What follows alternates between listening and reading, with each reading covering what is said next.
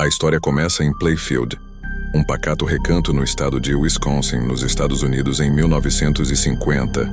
Naquela época, Playfield era um refúgio rural com cerca de 700 habitantes, onde a paz reinava até a chegada de um homem chamado Ed Gein, cuja aura amigável escondia segredos. Na tranquila localidade, 2 desaparecimentos misteriosos estremeceram a pacífica rotina da comunidade, lançando uma sombra de medo e incerteza sobre seus moradores. No entanto, o verdadeiro horror estava prestes a ser revelado no interior da residência de Ed Gein. Foi nesse cenário sombrio que os policiais, num dia que ficaria gravado em suas memórias para sempre, se depararam com uma visão tão terrível que superava qualquer pesadelo de cinema de terror. Dentro da casa encontraram móveis e artefatos feitos a partir de partes humanas.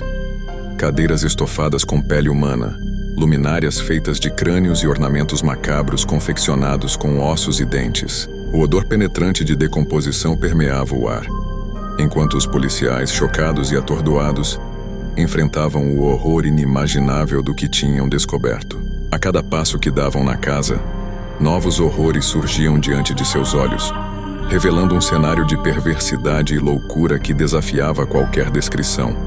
Não se tratava apenas de objetos feitos com partes humanas, mas sim de um mergulho na mente perturbada de Ed Gein, um serial killer que havia transformado seu lar em um santuário de horrores humanos. Os policiais perceberam que estavam diante de um dos casos mais sinistros da história do crime, desencadeando uma investigação que levaria a revelações ainda mais perturbadoras sobre as atrocidades cometidas por esse assassino. Ed Gein nasceu em 27 de agosto de 1906, na cidade de La Crosse, Wisconsin, filho de Augusta, uma mulher profundamente religiosa, e seu pai, um alcoólatra com tendências agressivas. Ed Gein passou por uma infância isolada e dominada por sua mãe, que temia a influência do mundo exterior. Aos 8 anos, a família mudou-se para uma fazenda em Plainfield, um local isolado e sem eletricidade, onde Ed Gein cresceu como uma criança quieta, apaixonada por livros. No entanto, sua mãe o isolou ainda mais, proibindo-o de trazer amigos para casa e evitando que ele visitasse amigos. Ed Gein desenvolveu uma relação emocionalmente complexa com sua mãe, Augusta, que se tornou o epicentro de sua vida. A dependência emocional que sentia por ela era profunda e, ao mesmo tempo, repleta de conflitos. À medida que crescia na pequena fazenda da família, Ed desempenhava seu papel nas tarefas diárias do campo, mas ao mesmo tempo experimentava uma profunda solidão que só era mitigada pela presença constante de Augusta. A morte repentina de seu pai, em 1940, devido a uma insuficiência cardíaca, marcou um ponto de virada na vida de Ed. Com o falecimento do pai, ele se viu cada vez mais distante de seu irmão, Henry, que estava construindo sua própria vida e ganhando independência. Esse período de isolamento aprofundou ainda mais a conexão emocional de Ed com sua mãe, que se tornou a única âncora em sua vida. A presença dominante de Augusta estava sempre lá para suprir suas necessidades emocionais, mas ao mesmo tempo, essa relação estava destinada a desencadear uma série de eventos perturbadores que viriam a assombrar a história de Ed Gein. Ed Gein cuidou de Augusta após um derrame que a deixou acamada por 19 meses, até sua morte em 1945. Agora sozinho no mundo, Ed Gein enfrentou sua pior fase, perdendo o interesse em manter a casa organizada. A casa de Ed Gein, que antes era apenas desordenada, transformou-se em um cenário verdadeiramente aterrador. O comportamento do jovem Gein começou a adquirir contornos perturbadores. O fascínio mórbido pela morte passou a dominar sua mente. Ed mergulhou profundamente no estudo da morte, devorando livros e histórias macabras sobre assassinato e necrofilia com um ardor insaciável. Seu apetite por tópicos sombrios era insaciável, e ele explorava obras que lidavam com os limites da macabra obsessão, como a história sinistra de Ilse Koch. Essa mulher, esposa de um comandante nazista, era conhecida por sua coleção de peles humanas, coletadas de prisioneiros de campos de concentração. Essa escolha de leitura arrepiante revelava a profundidade do fascínio de Ed Gein por temas obscuros e o sinistro caminho que ele estava trilhando em sua obsessão pela morte. No ano de 1947, Ed Gein deu um passo além em sua obsessão obsessão doentia, mergulhando ainda mais fundo na depravação. Seu vínculo emocional com sua falecida mãe, Augusta, atingiu um ponto crítico quando ele tomou a decisão de exumar o corpo dela. Movido por uma obsessão que beirava a insanidade, ele usou uma picareta em uma tentativa de trazer Augusta de volta à sua vida de alguma forma. No entanto, essa tentativa de ressuscitar sua mãe falhou. Não satisfeito, Ed Gein decidiu seguir por um caminho ainda mais sinistro. Ele começou a buscar mulheres que de alguma forma lembrassem Augusta em sua aparência ou personalidade. Após encontrar suas vítimas, ele as exumava de seus túmulos e transportava partes de seus corpos para sua casa. Cabeças, peles e outros fragmentos de corpos humanos passaram a ocupar um lugar sombrio no cenário cada vez mais horrendo de sua residência. Ed Gein estava profundamente obcecado com a ideia de manter sua mãe Augusta viva de alguma forma. Sua obsessão o levou a empreender esforços perturbadores. Durante mais de uma década, ele se dedicou a uma busca por partes humanas, acumulando-as de diversas maneiras. Seu objetivo era recriar sua mãe, juntando pedaços de corpos humanos como se pudesse de alguma forma ressuscitá-la.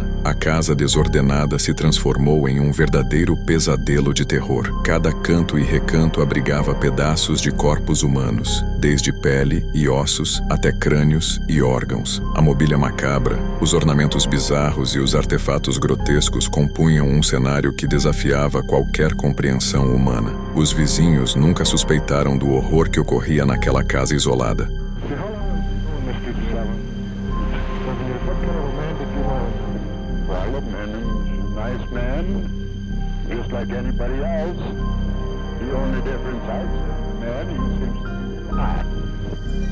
Com o tempo, a oferta de corpos semelhantes se esgotou, mas a obsessão de Ed Gein não. Ed Gein matou Bernice Worden, de 58 anos, em 16 de novembro de 1957, com um tiro na cabeça com um rifle calibre .22. Levou seu corpo para sua fazenda, onde a decapitou e mutilou. O momento decisivo na busca por Ed Gein aconteceu quando o filho de Bernice Worden, que também servia como vice-xerife local, fez uma descoberta. Ao chegar na loja de sua mãe, ele notou manchas de sangue pelo estabelecimento e, ao examinar mais de perto, encontrou um recibo em nome de Ed Gein. Essa evidência crucial ligava Ed Gein diretamente ao local do crime e à sua vítima. Finalmente, a polícia tinha o que precisava para agir. Com a confirmação de que Bernice Worden estava desaparecida e as evidências apontando para Ed Gein como o principal suspeito, a busca pelo assassino estava chegando ao fim. Uma busca na casa de Ed revelou um cenário aterrador, com partes humanas, máscaras de pele e móveis feitos com ossos. Gein também admitiu ter exumado corpos de cemitérios locais e usado partes do corpo em sua coleção. Ele disse que o fazia para se sentir mais próximo de sua falecida mãe, com quem tinha um relacionamento simbiótico. A história de Ed Gein chocou a pequena cidade de Plainfield e inspirou vários filmes e livros de terror. O clássico de Alfred Hitchcock, Psicose, é baseado em Gein, e o filme O Massacre da Serra Elétrica também é inspirado em sua história. O Silêncio dos Inocentes é um pouco mais indireto, mas o personagem de Hannibal Lecter, um canibal e serial killer, pode ter sido inspirado em Gein. Ed Gein foi diagnosticado com esquizofrenia paranoica em 1957 e ele foi considerado inapto para ser julgado. Ele foi internado em um hospital psiquiátrico, onde permaneceu por anos. Em 1968, Gein foi considerado competente para ser julgado e ele foi condenado por homicídio e profanação de cadáver. Ele foi sentenciado à prisão perpétua, mas foi transferido para um hospital psiquiátrico,